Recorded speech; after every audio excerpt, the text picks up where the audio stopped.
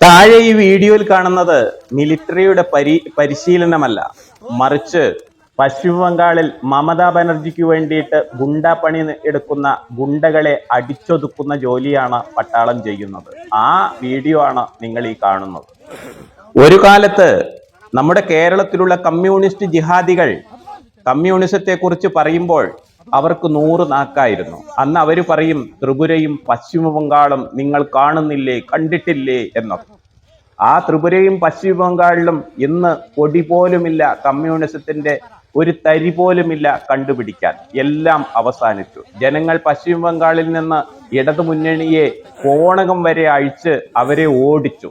ഇന്ന് ആ നേതാക്കന്മാരും അവിടെയുള്ള പൗരപ്രമുഖരുമായിട്ടുള്ളവരൊക്കെ കേരളത്തിലും മറ്റ് തെരുവോരങ്ങളിലും ഗല്ലികളിലുമൊക്കെ പൊറാട്ടയടിക്കുകയും ശുചിത്വ ജോലി ചെയ്യുകയും ചെയ്യുന്ന ഒരവസ്ഥ നിങ്ങൾ ഇപ്പോൾ കാണുന്നുണ്ടാകും.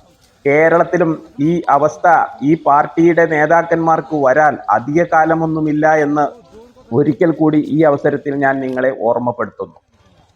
CPM-ന്റെ ഈ സുവർണ കാലഘട്ടം ബംഗാളിൽ അസ്തമിച്ചപ്പോഴാണ് നമ്മുടെ മമതാ ബാനർജി ഈ പശ്ചിമ ബംഗാളിന്റെ കരയിലേക്ക് കയറി വരുന്നത്.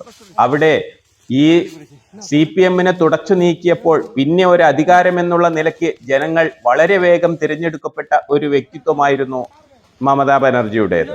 എന്നാൽ അധികം വൈകാതെ അവിടുത്തെ ജനത്തിന് മനസ്സിലായി ഇതൊരു രാക്ഷസിയാണ് എന്ന്. ഇത് മനസ്സിലാക്കിയ മമതാ ബാനർജി ഒപ്പം നിൽക്കുന്ന ഉദ്യോഗസ്ഥരെയും ഒപ്പം നിൽക്കുന്ന നേതാക്കന്മാരെയും ഗൗനിച്ചില്ല. കാരണം അടിപതറുമെന്ന് മനസ്സിലായപ്പോൾ ശക്തമായി തൻ്റെ രാഷ്ട്രീയ ജീവിതം സുഗമമാക്കുന്നതിന് ഒരു കമ്പനിയെയാണ് ഏൽപ്പിച്ചത്. ആ കമ്പനിയാണ് ഐപാക്.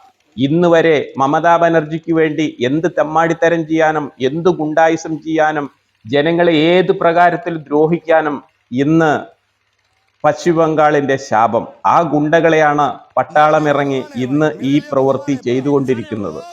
ഈ ഇലക്ഷന് ഈ കാര്യം ബോധ്യമായ കേന്ദ്ര ഭരണവും കേന്ദ്ര ഏജൻസികളും അവിടെ ഇറങ്ങുകയും ഈ ഐപാക് എന്ന കമ്പനിയെ കുറിച്ചുള്ള പൂർണ്ണമായ വിവരങ്ങൾ അന്വേഷിച്ചറിയുകയും ചെയ്തതിന്റെ ഫലമായി ആ ഭയം ഉള്ളത് കൊണ്ടായിരിക്കാം 20 ദിവസത്തേക്ക് അവധിയെടുത്ത് ഐപാക് ഉദ്യോഗസ്ഥരെയൊക്കെ തിരിച്ചു വിളിച്ച് ഇവരങ്ങ് നാടുവിട്ടു.